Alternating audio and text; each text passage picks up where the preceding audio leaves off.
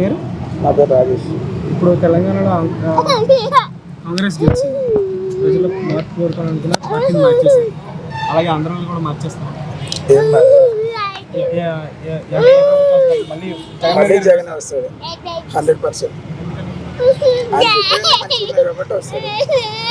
పథకాలు పెట్టే పథకాలు కానీ మెయిన్ ఏంటంటే ఎడ్యుకేషన్ మెయిన్ ఉంది కాబట్టి ఎడ్యుకేషన్ అంతా విద్యలో మార్పు వచ్చిందంట కదా ఆంధ్రాలో. నేనంటే తెలుగు మీడియం చదివిన ఆంధ్రాలో మా గవర్నమెంట్ స్కూలే. మాకైతే అంతా తెలుగు మీడియం, ఇప్పుడు అంతా ఇంగ్లీష్ మీడియం వస్తుంది. No problem. అప్పట్లో లేదంటారు, అప్పట్లో లేదు, ఇంగ్లీష్ మీడియం లేదంటారు. అప్పట్లో లేదు. ఇప్పుడు అంటే మంచిగా అంతా బైజూస్ నుంచి కానీ అంతా టెక్నాలజీ యూజ్ చేస్తున్నారు కదా. ఇప్పుడు సంక్షేమ పథకాలు సక్సెస్ అయినాయి ప్రజల్లో. ఆయన మా అమ్మకు వస్తున్నాయి 18,500. ఇంకా మళ్ళీ మా తాతకి 3,000 వస్తున్నాయి. ఇంకేముంది, ఇది వరకు 200 అట్లా ఇచ్చేవాడు.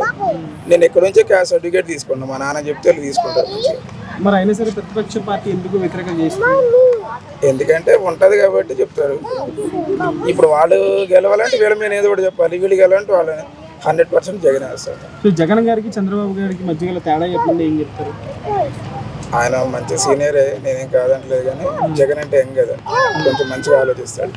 యూత్ కరెంట్ జనరేషన్ ఆయన అంటే ఓల్డ్ కాబట్టి ఓల్డ్ గురించి ఆలోచిస్తాడు. ఆయన కొత్త కాబట్టి కొత్తగా ఆలోచిస్తాడు.